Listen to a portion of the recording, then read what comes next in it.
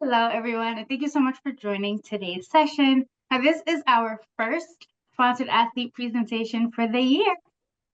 And so for those of you who are unfamiliar, every year Senior Planet does select 5 older adult athletes age 60 and above from across the United States to become our wellness ambassadors and in the sponsored athlete program. Now, these individuals are really excited about fitness and they want to share their experiences with accomplishing their wellness goals.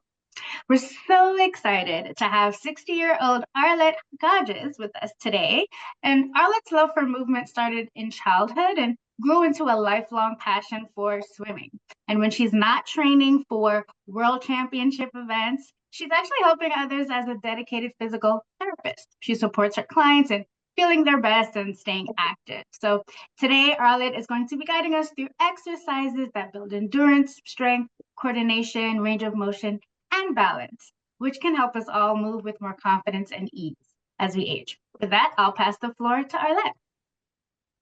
Well, thank you, Nikki. I appreciate that introduction. And I am really happy to be here. And I see a lot of faces here. I wanted to let you know to go get a chair that preferably has armrests. We're going to be spending a lot of time in the chair. It is a 45-minute exercise program that will be accessible to pretty much anyone. I will give some adaptations to it.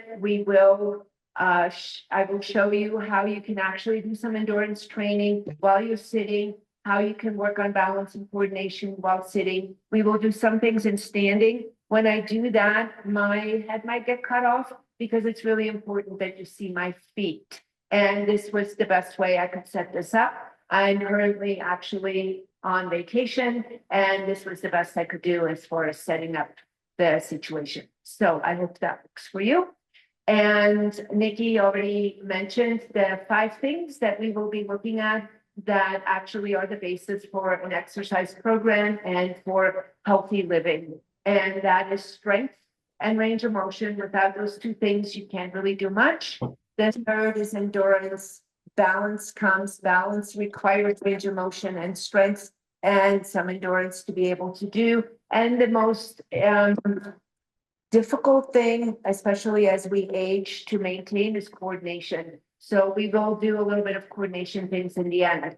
So if you have an opportunity to get a couple water bottles, that's always helpful. Or if you have small weights, that works as well. I have toilet paper rolls also because those work pretty good for balance and coordination, and nobody gets hurt when you drop them. So there you go. And they're typically a little bit easier to pick up. So with that said, let's get started in our chairs, sitting nice and upright, having our butt bones nicely aligned on the seat, having our feet straight on the floor, not like this, not like that, but nicely planted so that we can feel our toes on the ground and our heels on the ground. You can put your hands on your knees. You can kind of bring the sternum forward and really rise up. That doesn't mean that you're sticking your chest out. That just means that you're making that space between your pubic bone and your sternum a little bit lighter and a little bit longer, and that lifts your chest up. And with that, you can take a really deep breath in and out. So let's keep doing that for about 4 or 5 more breaths. I like to get started with some nice deep breathing. We often don't do that. We're always rushing around. So breathe in, breathe out. And I'm going to show you a breathing technique that I particularly like to get started with when I go to the gym or when I start to exercise, or if I get a little bit stressed out about things. It's a really nice calming breath. It's a nice breath to get settled. It's called box breathing. So you breathe in on a count of 4. 1, 2, 3, 4. You hold it for a count of 4. You exhale for a count of 4. And then you repeat the whole thing again. So we inhale on a count of 4. Hold it for a count of 4. Exhale. hold it.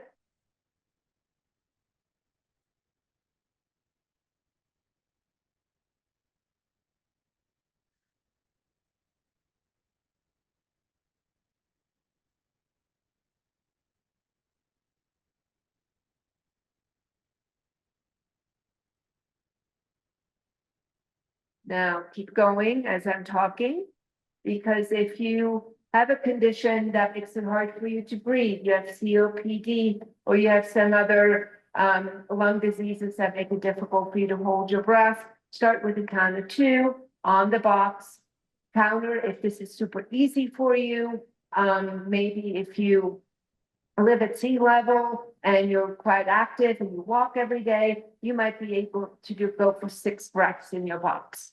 I would not recommend doing more than 8, and I would not recommend doing less than 2. But even if you have a challenging condition with your heart and lungs, doing it for a count of 2 is really helpful to get that rhythm and to hold it at both ends.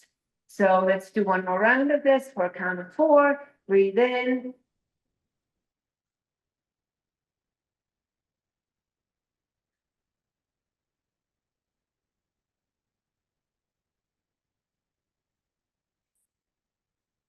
Right. All right. So now that we're nice and centered, let's keep our feet nicely on the floor. We're going to start with our hands. Our hands get ignored a lot. A lot of people, as we age, we get arthritis in our fingers and our wrists. Some of it is inherited, and some of it is from doing hard labor type jobs and or a lot of typing. So it doesn't need to be a laborer's job. That can really get our thumbs especially. So let's do some nice little circles with our thumbs. Make a fist, grip, let go, really stretch those fingers. Make a fist, stretch your fingers. Often people have a hard time really stretching a lot on their fingers, gripping.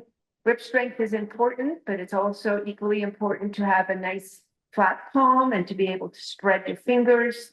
Grip. Hands wide, grip, hands wide. You've ever had a wrist injury or a finger fracture, you know how difficult this might be. So all the more reason to do that. It's okay for old injuries to be a little sticky. It's okay for joints to be a little sticky. It's okay for them to be a little crunchy. We just keep them moving. The worst thing is to make them sit still and do not move them. Okay, now go ahead and roll your wrists around. Wrists up and down, up and down. I have my elbows flexed, being bent, which makes this much easier. Now, if I put my elbows straight and I do that, you can see how that's a much different stretch in the forearm.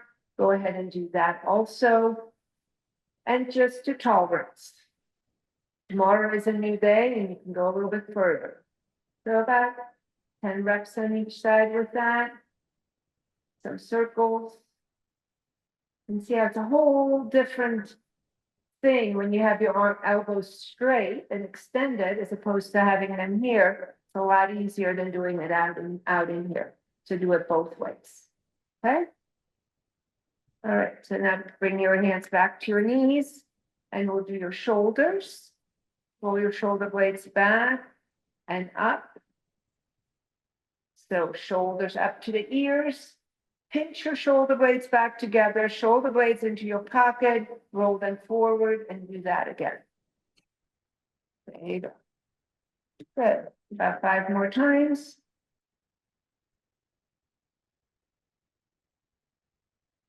Okay, now let's go the other way. It's usually easier to do one or the other. No particular reason for that, but for some people, rolling your shoulders forward is much easier than rolling them back and counter. The idea is to be nice and upright. Now just bring your shoulders up, up, up, up, up, and bring them down. And bring them up and let them down. Now there's a lot of people that are a little bit weak in their trunk, and so they hold their trunk really with their upper body. So they kind of live up here. If you're one of those people, really try to bring those shoulders down which means that the shoulder blades in your back, they drift into your back pocket, and just let them kind of sit there and feel what that feels like. It's really kind of liberating to not have your shoulders up here. So let them get nice and settled down there. Good. Now let's go ahead and pinch the shoulder blades back and let them come forward. Pinch them back and forward. Good. Pinch them back and forward. And all the while you're sitting up nice and tall. Good. Okay, about 3 more of these. 2 and 3. Right. Now let's go ahead and use our neck. We're going to rotate from one side to the other. Notice how it is much easier typically to rotate your neck to one side than it is to the other. That's okay. You're just trying to strive to get them about even. Okay. So if you have any kind of spinal stenosis or any other neck issues, or maybe you've had a fusion in the past, it is really important to sit up straight, have your ears nicely aligned as close as they can get with your shoulders that are now nicely down, and then you can rotate your neck. It's really hard to rotate our neck when we're sitting like this. Okay, so nice and upright, move to the right, look to the left, go nice and gentle, nice and slow. Have your eyes follow so that you don't get dizzy. Good. Again, same posture. We're going to look up and we're going to look down. Nice and slow. Gaze goes with the movement. Down and up. Good. Great.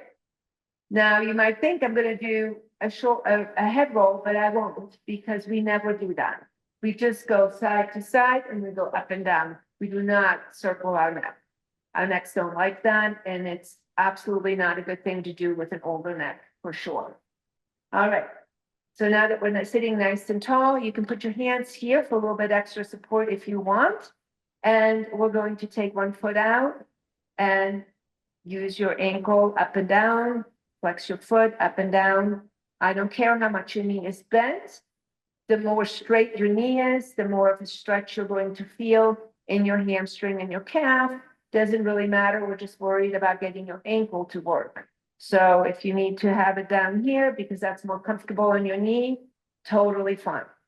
It's up in the air. You're going up and down and you're turning your foot around in circles. Now, if you are prone to having blood clots or you are on blood thinners, this is a wonderful exercise to do on a daily basis. You can write your name. You can write your grandchildren's name. You can write your love notes with your foot, anything that you wish.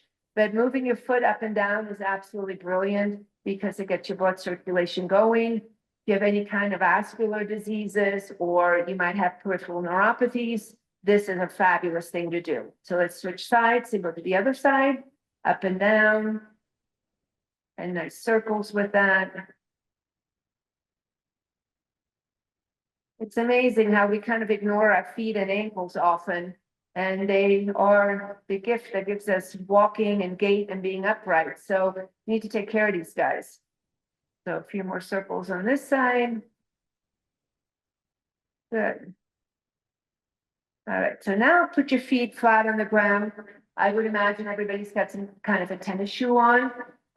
So within your tennis shoe, I want you to do toe curls, where you're really taking your toes and you're moving them into, like you're rolling your foot into a ball and you're kind of gathering things with your toes. That said, if you ever want to do this on the floor with a towel and you just want to gather the towel with your toes, that's a great thing to do. It strengthens the inside of your feet, the little muscles that live inside of your feet, and they give you a lot of support. We also need our toes for balance. So again, peripheral neuropathies, any kind of injuries that you've had in your feet, often people tend to not use their toes so much. Also with any kind of neurodegenerative things like Parkinson's or memory loss, we tend to end up on our heels a lot more than our toes, and we start falling backwards. So if you have a little bit of trouble falling backwards, try to really work with this and get your toes moving. Okay? So we got our toes warmed up, we got our ankles working. You can do both at the same time, as long as that is okay on your back and you're sitting nice and comfortable in the chair. All right. Now let's go ahead and get that knee going. A lot of people with knee aches and pains, osteoarthritis, total knee replacements, meniscus problems. The list goes on and on. That means you've had an active life and you've done a lot of fun things. So don't let that stop you. Get that knee moving a little bit as good as you can. Of course, we would love to have a straight knee because that puts less pressure on the knee with every step we take. So we try to get the knee as straight as we can, but sometimes it's just not possible. Okay, good. All right, so now we've got our joints kind of warmed up. We haven't quite gotten to our hips, but we will get to that when we do this next little segment, which is walking in your seat. So if this is hard for you to do with an upright posture, go ahead and hold on to your armrests. If it's easy to do, you don't have to. You can have your hands out here, or what you can do is you can take your water bottles or your weights, and you can do some reciprocal motion as you do this.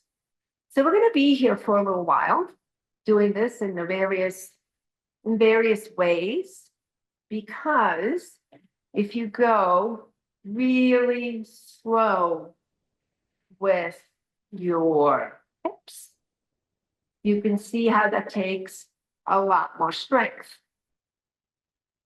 Okay, now if we speed this up, going like this, not so much strength, but all of a sudden you might get a little bit short of breath as you're doing this, and that's okay. So you're doing a little bit of endurance training here. You can think of this as running. You go a little bit faster, sprint. You can look at this as going through the deep snow. Just spend a couple of weeks up here in the snow and seen some deep snow. So here you're walking through the snow, or you can go upstairs. Whatever you want to think about. I like to do this. I like to alter it. And to get your hips nicely moving. At this point, mostly in flexion. Again, you're still sitting upright. And let's get those arms in there too. So reciprocal motion, which is an alternating motion from right to left side, has been shown in research as enhancing memory. It helps with people who have early onset moderate Parkinson, and it keeps you moving a lot more fluid, gives you better balance. So alternate, going fast, nice and slow. Good. So this is one of those places where I'm going to stand up and you will see my feet, but maybe not my head. There you go. So if you're going nice and high, you can see how that all of a sudden is much harder than when you were sitting in a chair. So if it's easier, you can hold on to your chair or a countertop to do that. You want to come as high as you can, and then you can go as slow as you can, either holding on or not. Oops. And you can see if you go fast, how that very quickly gets your heart rate up. Now let's talk about heart rate. It used to be that they said, you know, you take 200 minus your age and 80% of that, and that's your max heart rate. Well, we've learned that that really isn't so. So if you're a very fit person in your 70s or 80s, that would mean you basically wouldn't be able to get out of a chair and exercise. So it is about what is healthy for you. If you're just starting to exercise, make sure you do have a heart rate monitor. And you probably want to keep your heart rate around 130. But if you are an athlete, I know that my heart rate will go into the 170s, and that's okay. Because it does that routinely and it's trained to do that.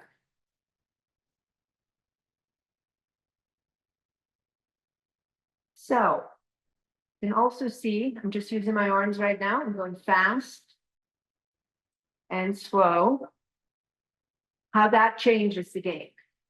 Typically, if we're exercising our arms only, it is harder on our heart than when we are only exercising our legs. That's why rowing gets your heart rate up a lot faster than walking. Best thing to do is to combine them both. So you can do that in sitting, or you can march in place.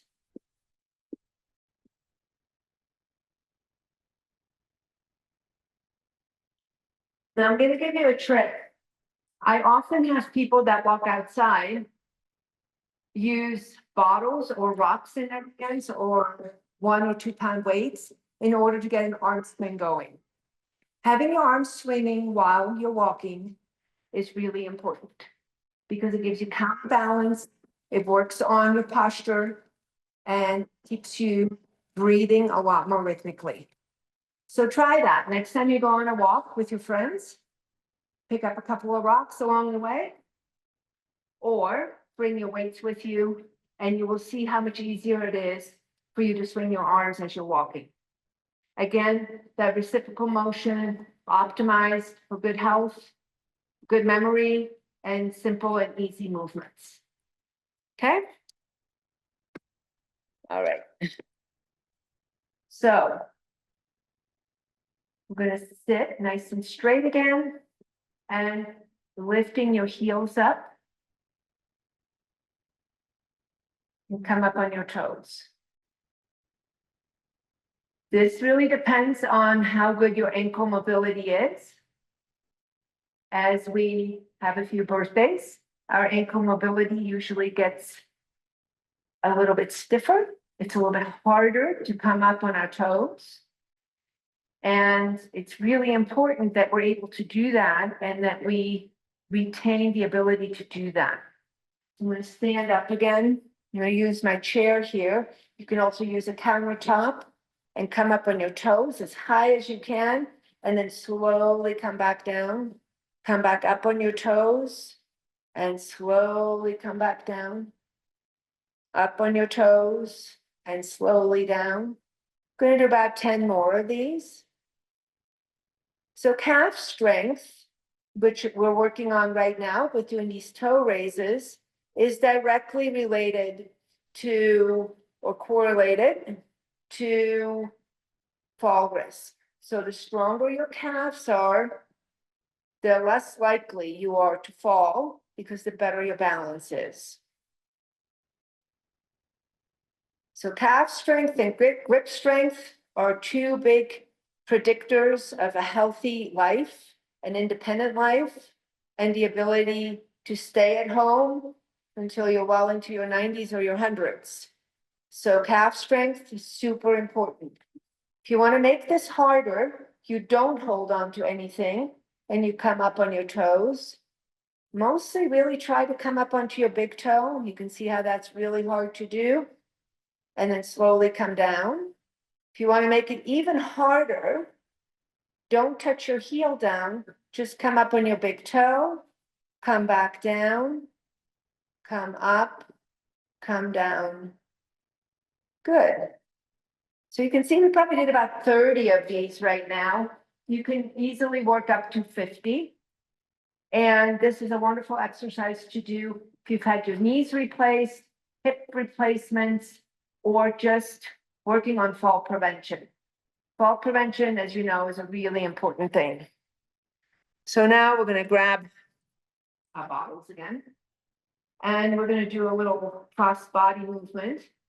Now, if you're sitting with your spine like this and your head forward, it's really easy, it's really difficult to rotate. I can't really get a lot of rotation.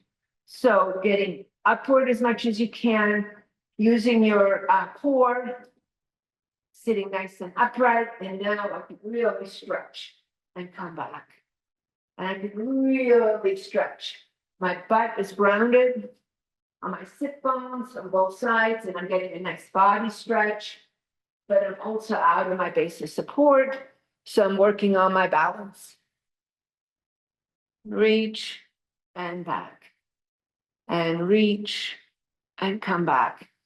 And again, on this side, you can also alternate, and again, adding that reciprocal motion. It's always easier to do 10 reps on one side and then follow up with 10 reps on the other. It's a lot harder to make the movement fluid and alternate side to side. Now, if you have a rotator cuff injury, or you've had your shoulder replaced, or you have some elbow pain, or your joints don't move so high and you don't have full range of motion, that is perfectly fine. You can also do this exercise crossing your arms in front of you and just rotating like this. And even if that is too hard, you can keep your arms on your belly, on your chest, crossed, and just rotate along a big axis like this. Now, if you put your feet together, when you squeeze your thighs together, your knees are together, and then you do this, you can see how all of a sudden that changes your balance. And all of a sudden, your core has to work a lot more. So make sure you're ready for that, and make sure you're not cheating. Because if you're cheating, you might get a little bit sore on your side of your core. Okay, now you can come straight up, straight out, straight up, straight out, straight up. Again, if your shoulders do not allow you to have that kind of motion, go to where you can, maybe just to here and there, and here and there, and here and there.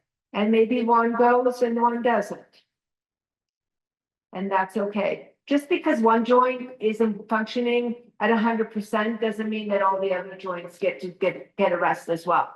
So we want to do the best we can with what we have, but we also want to exercise the other joints to their best ability. You can also rotate here, start with that.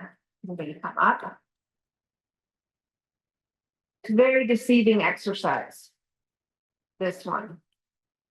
I think it looks so easy. And then as we keep our shoulder blades down our back, we don't do this, right? Keeping our shoulder blades down. We keep rotating in and out around the shoulder, working the little shoulder muscles that give us that really smooth motion of our shoulders. They give us stability so that our rotator cuff can work really well.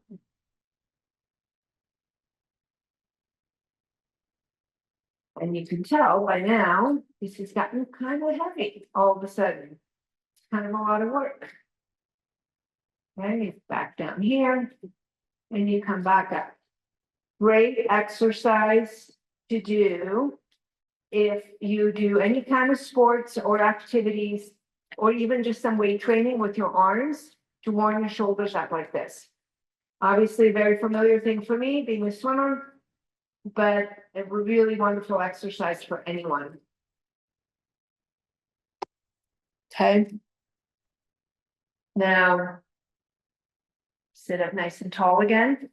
We're gonna interlace our fingers and bring our arms up, pushing up palms of our hands together and back down. Good. And then come over to the side, keeping your trunk nicely stable. Good. Back up. Good. And this way. Once again, a great exercise to do If you have one shoulder or one arm that's not working so good, you can even do this if you've had a stroke. The way you would do that is, say I've had a stroke that has affected my left arm or my left shoulder isn't working very well. I will either interlace my hand or I will grab my wrist. With my right hand, I will grab my left wrist and I will guide my left arm as high as I can. Typically after a stroke, it's about to here. If you have if you're recovering from total shoulder, any kind of shoulder surgery, you guide your left arm or your affected arm with your good arm, and you can still get a lot of exercise on both sides with that. Okay? Oh boy, time is flying. All right, so as promised, toilet paper.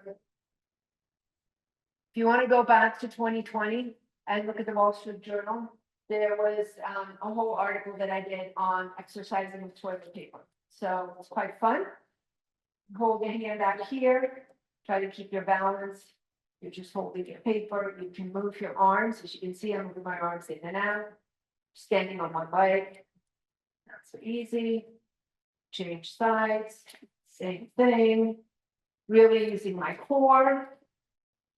Moving in and out of midline. Go sideways and back.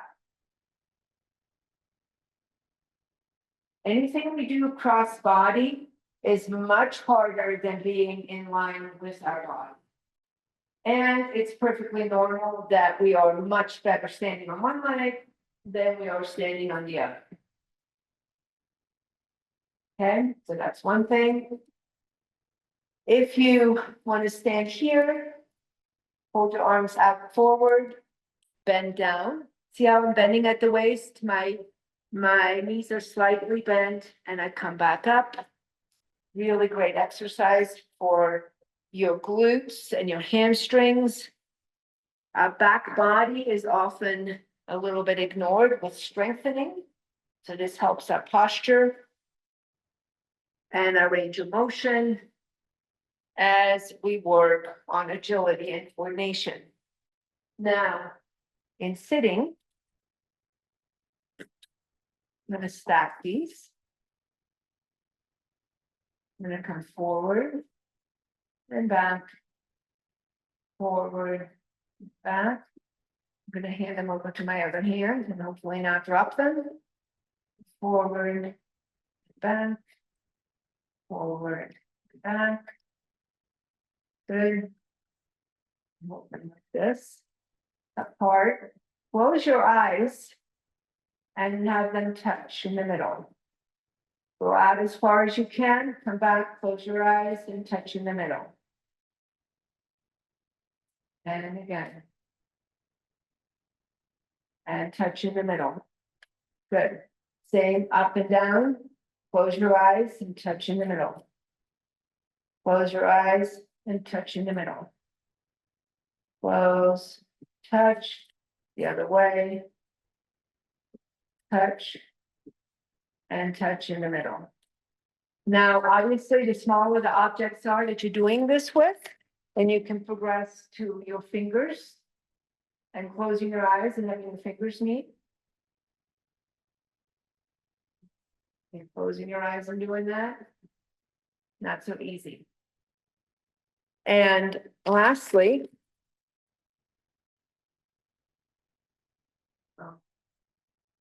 I'm reaching up into this, I'm reaching up with my right hand and my left foot. And I'm alternating.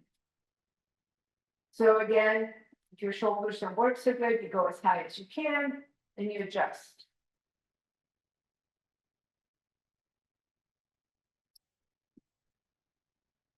It requires balance and coordination. All right, let's come back to our chair. Sit nice and upright. And we're going to finish with our box breathing again. And maybe now it's a lot easier for you since you've been engaged for the past 40 minutes in doing some exercises. So let's go ahead and breathe in.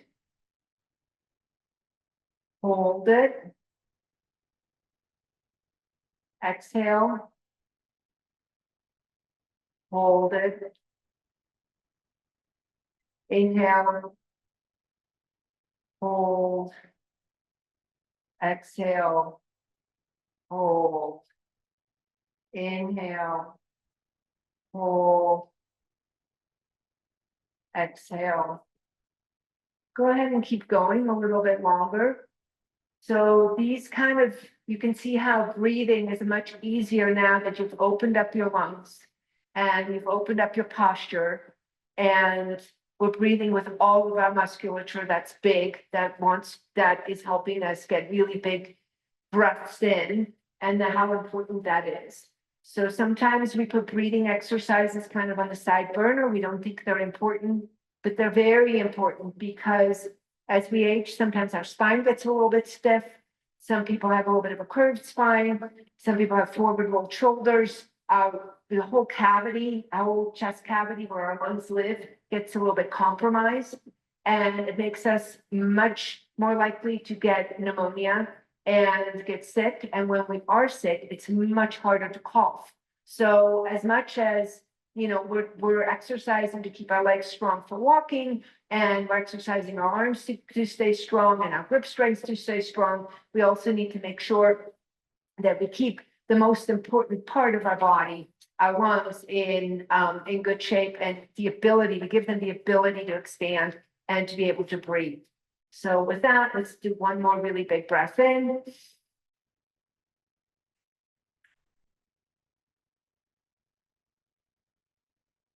Great. Thank you so much.